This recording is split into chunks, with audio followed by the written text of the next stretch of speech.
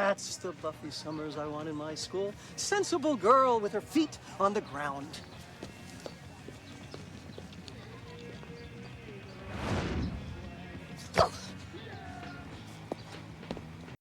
We come to episode 2, which is actually the second half of the pilot, and it is quite different from the first. In the first half, it was about Buffy insisting that she wants to live a normal teenager life, and Giles trying to persuade her that she has to take her calling more seriously. This half, after Buffy barely manages to escape Luke and after she loses Jessie to the vampires, opens with her admitting that she was wrong, and asking Giles to prepare her for the fights ahead. Willow and Xander, meanwhile, learn about her secret identity and offer to help. Thus, while the first episode was mainly about Buffy trying to make it in her new school and treating the supernatural as a nuisance, this episode is about Buffy versus the vampires, and the school, represented by Principal Flutie, becomes the nuisance. Once Giles' authority has been recognized, he begins to do expositions about the world we are entering, and the lore behind it. We all know it, so I don't have to spend time on it. But I do want to take time to talk about Buffy's place in the history of horror. Again, though, we don't have to do it all at once. We can spread this discussion over many videos. Here I'm just going to talk, in a very rudimentary way, about the place of women in horror films. This is going to be a short overview. In the future, we will go deeper. Feel free to add your thoughts in the comments, and some of it might make its way into future discussions. Horror was part of the movie industry from the start. Even in the early days of the short silent films, it became apparent that the special effects of cinema can put horror in the viewer's heart. But cinema gains its real power after 1915, the beginning of what I call the Hollywood period, the first period of the pop age. This is when the full-length motion picture begins, and the industry becomes dominated by Hollywood. Hollywood films maintain and develop the cinematic effects, but the focus is shifted to the characters, which are glamorized into becoming pop culture icons. In the 1930s, horror became the domain of the monster flicks, created mainly by Universal Pictures, where the main character was some awesome supernatural monster, dangerous to the humans around it. Often, to make it extra horrifying, their victims were young women, which the male heroes would then have to save. The actresses were mainly required to be good screamers, to make us feel the horror of the situation.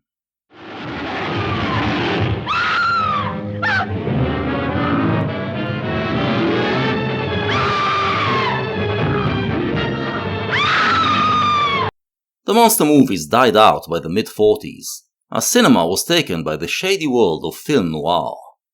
This was the time of the vamps, who were not supernatural creatures as the name suggests, but human femme fatales who would use their sexual charms to manipulate men. This lasted up until the mid-50s, the beginning of the rock and roll period. One of the paradigmatic shifts that this period brought was the change in the perception of women's sexuality. Before that, due to Judeo-Christian traditions, women were seen as partly devilish, and their sexuality was something that they used for their devilish ways. In the 50s, the effects of psychoanalysis came in, and sexuality was regarded as innocent. In the early years of the rock and roll period, women were depicted as so sexually innocent that it seemed like they don't have a sex drive at all. But their sexiness was driving men crazy, overcome by their desires. In some of the horror films of the time, the monster that needed to be slain was men's id monster. But the rock and roll period was also when youth culture began. We shall leave that discussion to later episodes, so all I will say here is that it was a culture in which the youth created its own values, mainly through rock and roll records. 50s mainstream culture was troubled by these rebellious tendencies of the youth, defining it as juvenile delinquency, and Hollywood created some movies about youth that showed the bad consequences of rebelling. But in the world of 50s B-movies, young creators often took the side of the youth, and the horror flicks they made showed teenagers as innocent victims of the corruption of the adult world, who had to defeat the monsters by themselves. The rock and roll period was also when the main creative force in cinema became the directors, now seen as artists, auteurs who use films to express their personal vision. In the late 70s, the generation that grew up on 50s B-movies already started to produce auteurs of its own, who made better youth horror movies.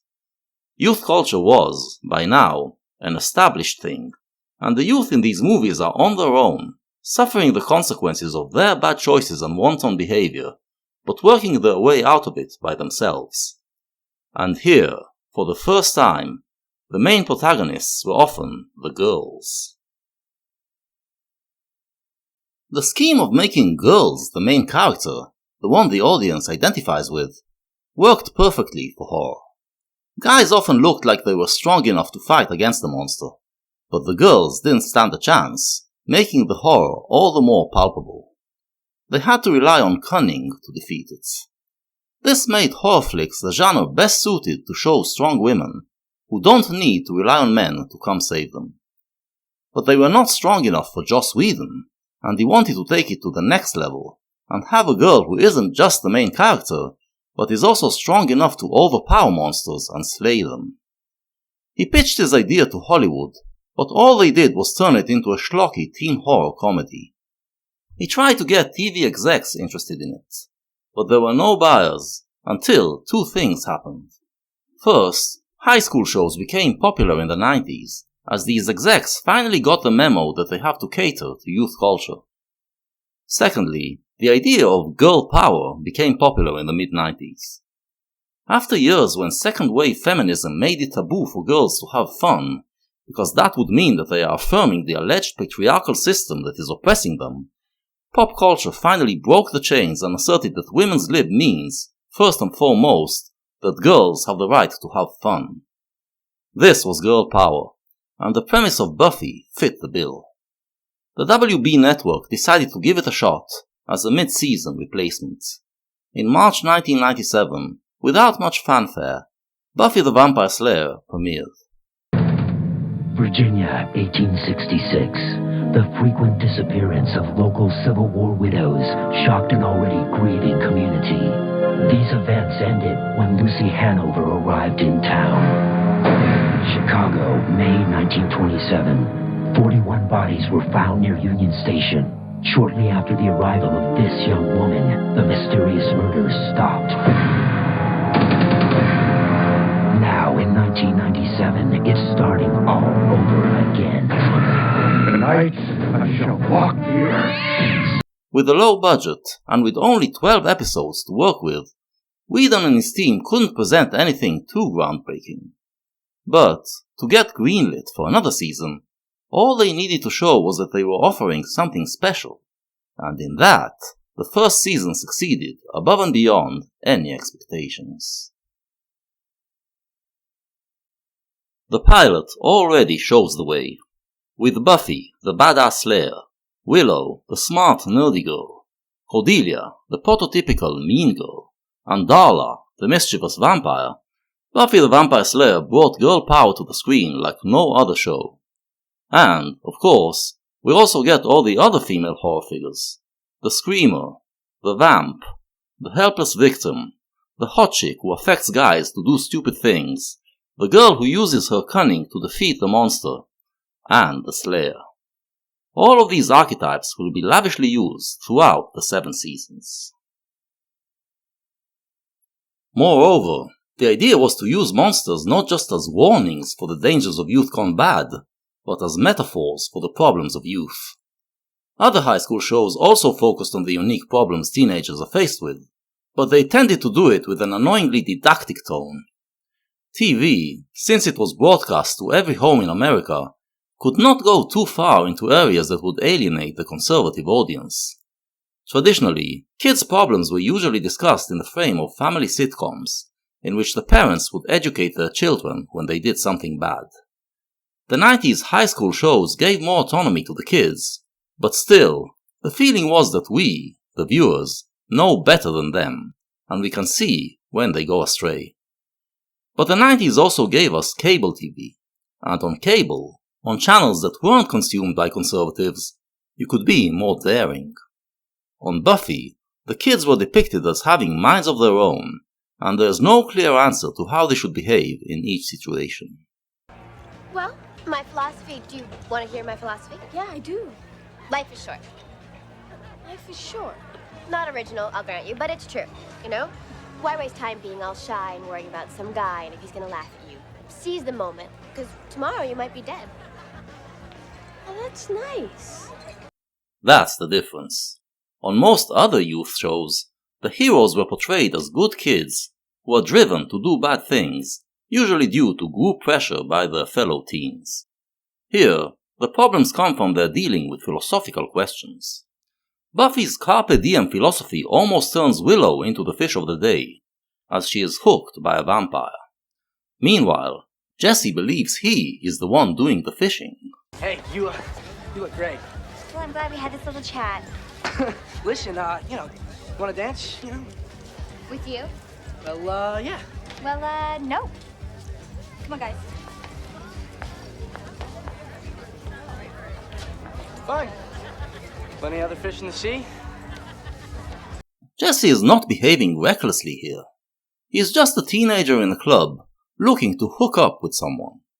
But in the pilot, the vampires are a metaphor for the dangers of hooking up with strangers and going with them out into the night, for both girls and boys.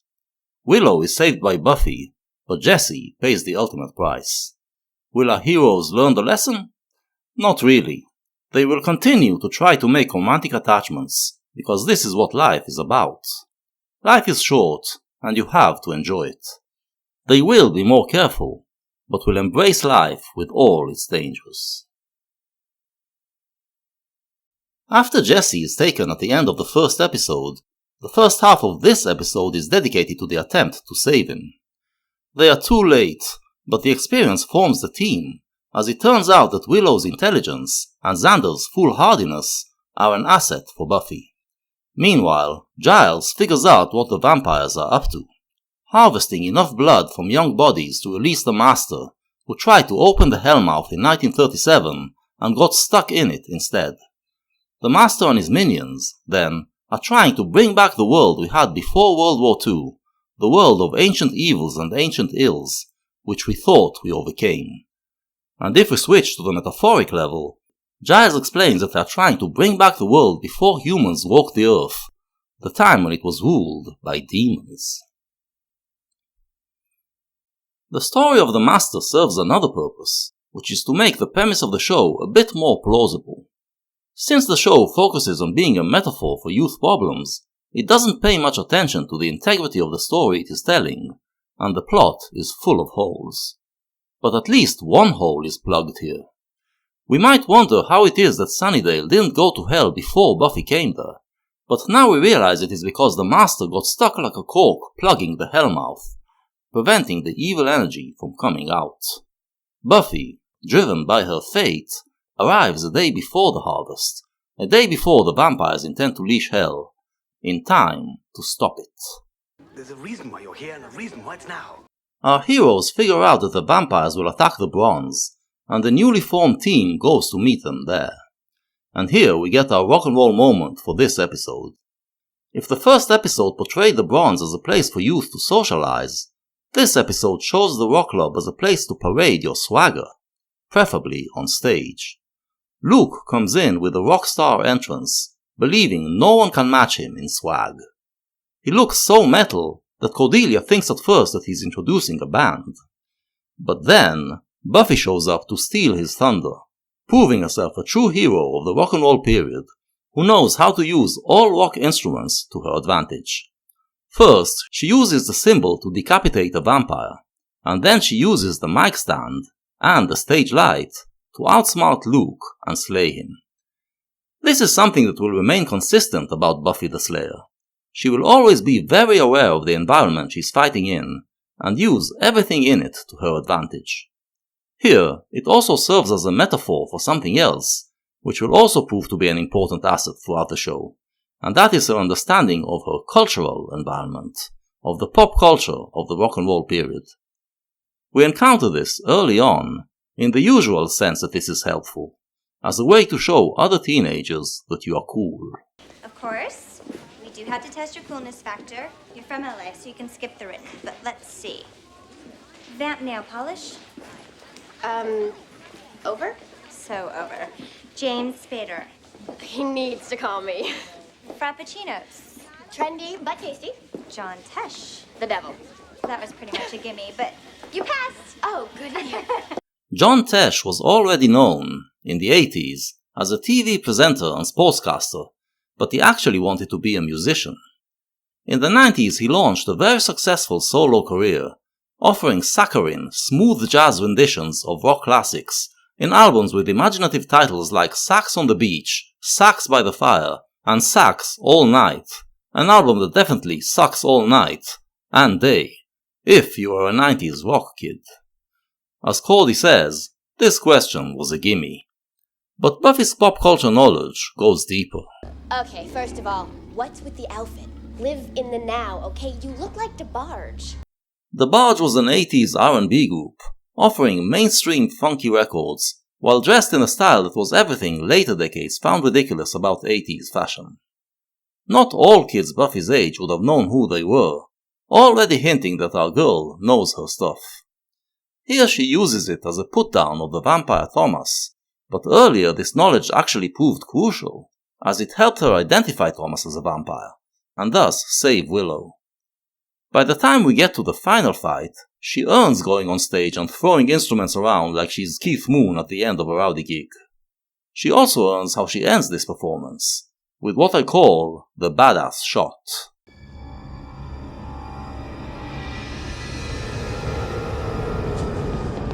Just the look scares the vampires away. This will become a staple for the Buffy season openers. There will always be a badass shot, assuring us that Buffy is back. She is one of the last great heroes of the rock and roll period. But that's only half of the story. Guys, there may be another way. There is another way, another world that is emerging, a new period, for which Buffy will also be a hero. But she doesn't know much about the cyber period yet. This is why it is so important to have a team around her, and someone on that team who's already well primed for tomorrow's world. I'll put it on the computer search. If it's in there, it'll turn up. Anything that'll lead us to vampires. The computer search. I showed this little snippet to remind us when we are. March 1997. Google is a year and a half in the future. There were already some lesser search engines, and other things to do on the internet, but most people didn't really care about it. Boomers like Giles mostly refused to engage with it. I'm a bit fuzzy, however, on the details. It may be that you can wrest some information from that dread machine. But everyone understood this is the new world, and school children were already required to learn programming. We see the Codettes in computer class, doing their best to learn it, but regarding it as a big waste of time, not something that cool kids should be doing. why do we have to devise these programs? Isn't that what nerds are for? Willow, however, is totally into it, which may make her an outcast, but already gives her some advantages, as we see when she puts the smackdown on Cordelia. Like with Buffy's knowledge, it will prove most valuable in the fight against the demons. There it is. That runs under the graveyard. I don't see any access. So, all the city plans are just open to the public? Well, in a way. I sort of stumbled onto them when I accidentally decrypted the city council's security system. Someone's been naughty. In the cyberpunk 90s, hackers were the new culture heroes. Since most people didn't know exactly what it entailed, they gained a kind of mystical aura. People who possessed the superpower of breaking into anywhere they wanted, within the magical world of cyberspace. Hollywood movies portrayed it in ridiculously romantic colors, showing imagery of cyber castles they have to penetrate. Buffy, thankfully, already belongs to the media that showed hacking in a more realistic light, just the nerdy Willow sitting for hours and running programs that decrypt stuff. But her computer abilities already proved to be an asset in staying one step ahead of the demons, and would continue to do so throughout the show. Nerds, in the rock and roll period, were the most uncool thing you could be. Pop culture constantly made fun of them. But nerds spent the time developing their own pop culture, their own mediums. They were always separated from the pop culture of the cool kids, but in the transitional phase, as the internet gave nerds more power, the two worlds started to collide. Buffy the Vampire Slayer was one of the first pop culture artifacts that took both worlds seriously. Buffy and Cordelia mastered the cool pop culture, Willow and Xander understood the nerd pop culture, and together they left no chance to the old world demons. At the end of the episode, we see things returning to normal, and everyone but our heroes forgetting that they saw vampires. This was already an established trope in supernatural shows, that people just deny what they've seen and rationalize it. Our heroes learn to accept it, and also accept that they will remain outcasts, as they look forward to the adventures ahead. That's it, the fun is just beginning. More vampires? Not just vampires. The next threat we face may be something quite different. I can hardly wait. We are at the center of a mystical convergence here. We may in fact stand between the Earth and its total destruction. Well, I gotta look on the bright side. Maybe I can still get kicked out of school.